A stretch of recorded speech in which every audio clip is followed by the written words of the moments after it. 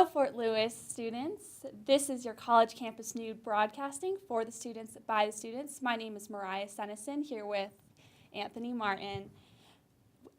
We're just going to give you a short overview of some past events here in Durango.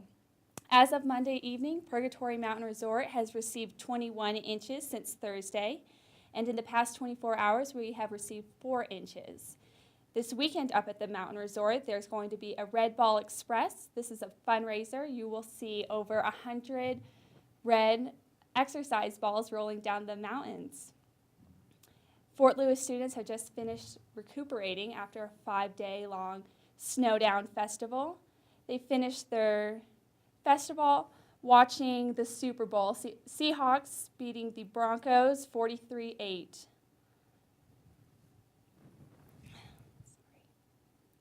And this week we'll be interviewing Mitch Davis about our 3- and 4-credit curriculum change here at Fort Lewis College. And look for us this Valentine's Day, where we have a treat, a real nice treat here in the studio. We're going to have the Rocky Mountain Chocolate Factory come here and demonstrate an easy treat you can make for your Valentine.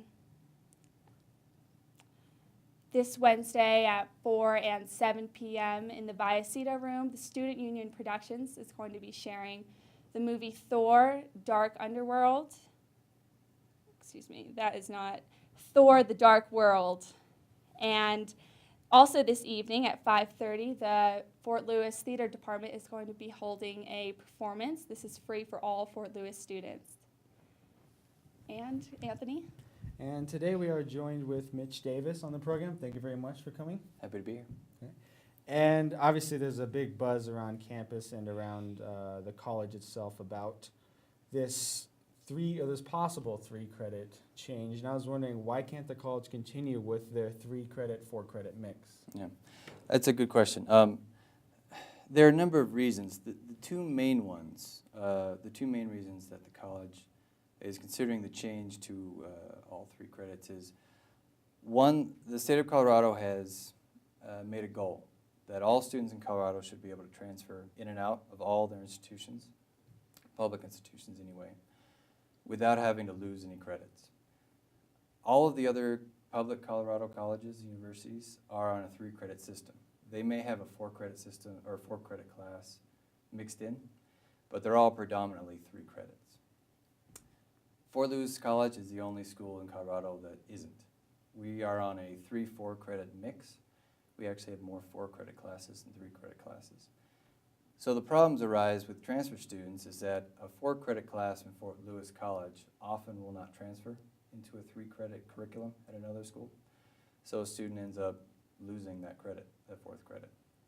Or it doesn't count towards their major. It could just be an elective. There are different ways it could be handled. Vice versa, a 3-credit course from another school often will not transfer into a 4-credit course here at Fort Lewis College. So again, students end up losing credits that they paid and worked for. The second thing is we have our accreditation coming up in 2015. And for that, we have to justify why our curriculum is the way it is. And at least to this point, the college has not been able to identify any quantitative evidence that this mix is a good thing for students. Logically, you could make the arguments that there are pros and cons to a 3-4 credit mix. But we need to be able to show the Higher Learning Commission, this is why this is better, and these are the numbers that back it up. One of the big problems with the 3-4 credit mix as it relates to accreditation is we have problems with class scheduling. Because a 3-credit class is shorter than a 4-credit class, often you have class times that overlap. And every year we have hundreds of students that fill out class conflict forms that allow them to miss part of one class to attend another class because they overlap. There's a very specific definition to a credit hour that the Higher Learning Commission abides by. And we are not allowed to give full credit to a student if they were not in class for the entire time. So that's a problem as we're moving forward into accreditation. There are a number of other issues around it, but those are the two main ones that are behind the proposed change. Now, does that mean ideally, if it were to switch to a full 3-credit system, are more classes required at that point? To carry an average class load or a full class load, which would be a full class load or a full student class load would be 12 credits. The average class load would be about 15. So students would likely have to pick up another class. You know, with 4 credits, you could do 4 classes for 16 credits. On a 3-credit system, you'd probably have to do 5 classes, 3 credits to get 15. Unless you are taking a class with a lab attached to it. The sciences of Fort Lewis are already operating on a 3-credit system. They've always been operating on a 3-credit system. And I think that caused some confusion because they're often listed as 4-credit classes. But what that means is there's a 3-credit class and a 1-credit lab. So you get 4 credits, but it's actually, it's still a 3-credit class. So it's still in a 3-credit model. So, I mean, if you take a mix of science classes with labs and 3-credit lecture courses, I mean, there are a bunch of different mathematical ways that you can come up with the credits you need to be a full-time student or carry an average class load. In general, probably it will mean that students will have to carry at least five classes per semester. All right, so who has the authority to return Fort Lewis to a 3-credit model? Right. Normally, the faculty would have dominion over curriculum, over their classes. And when this whole process started, when the provost came to the faculty and said, this is a problem, we need to look at it, the faculty then put together a task force and spent the next 8 months looking at how to resolve the problems. What the faculty task force came up with was to keep everything the same, keep the mix, and then we'll try and tackle these problems individually in the future. With accreditation coming up in 2015 and with the state's push to do seamless transfer, the administration made the decision that they felt that they needed to step in and make this decision, even though the faculty had recommended something else. And according to the American Association of University Professors, the administration of a college has the right to override faculty advice in very specific situations. One of those is that the policies of the college run contrary to the policies of an external agency that has jurisdiction over the college. In this case, it would be the Colorado Department of Higher Education for the transfer piece, and also the Higher Learning Commission for the accreditation piece.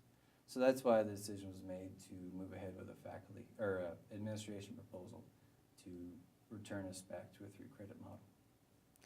And the 2 questions I was wondering as far as scheduling, you were saying it was difficult that people had scheduling conflicts during the 4-credit system. A, would a 3-credit requiring more classes cause even more scheduling conflicts? And B, I was a transfer student actually from Metro State University, and they didn't have classes on Friday unless it was a special kind of class. But generally, the 3-credit system was a Monday, Tuesday, Wednesday, Thursday. Does that mean that would also be part of the scheduling for classes?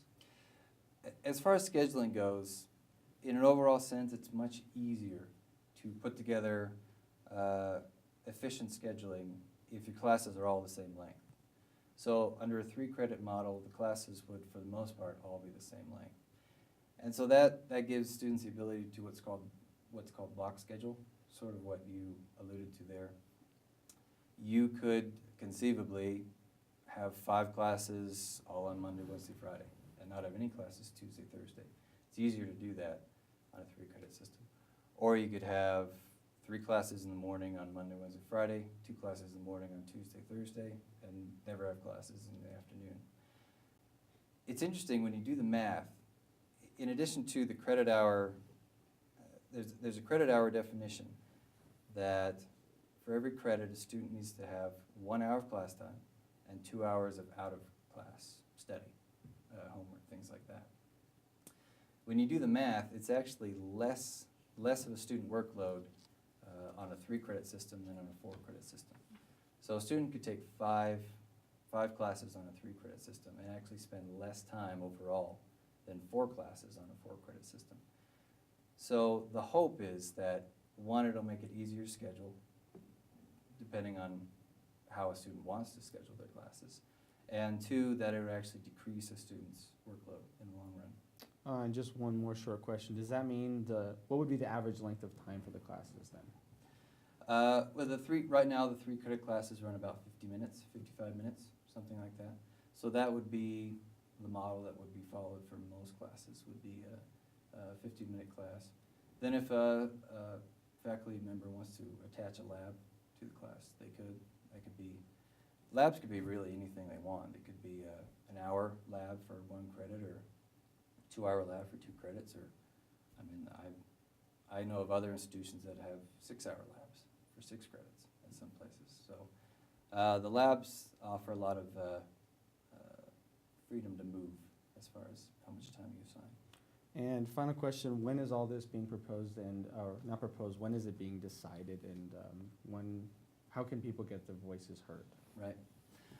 Well, to this point, we've already had 2 student forums on the topic, and I think they were very helpful in allowing the administration and the faculty to know where the student concerns are and how we can best alleviate those concerns and worry as much as we can. Can't do it completely alleviated, we know that. But the proposal will go to the Board of Trustees for Fort Lewis College on Friday, February 7th. Their meeting starts at 8:30, and it's an open meeting, public meeting. Everyone is invited to come. There's a public comment section in the beginning, so people can express their opinions, whatever it may be, yay or nay. And then the vote will take place sometime during that meeting. The meeting usually lasts until 2 or 3 in the afternoon. It just depends on where the 3-4 credit issue comes up in their agenda as to when they'll actually vote on it. Does that mean it would most likely be at the end of the meeting? It's hard to say. They have sort of usual business that they need to take care of before they actually get into the meat of their agendas, the actual voting. It just depends on how long it takes to get through that. And then once they get the 3-4 credit issue, there may be a great deal of discussion. There may not be much discussion. It just depends. So if I had to guess, it would probably be late afternoon or late morning, early afternoon when they would get to the vote. That'd be my guess. Well, Mitch, thank you very much. A lot of informative information there as far as the switch, and I guess we'll all see how it pan out. Thank you again for tuning in or coming into the show. Thank you for having me. Thank you. That wraps up Fort Field News for this week. Be sure to go online for all your campus news and check the big yellow boxes for our new print issue. I'm Anthony Martin. I'm Mariah Sennison. And thank you for tuning in. See you next week.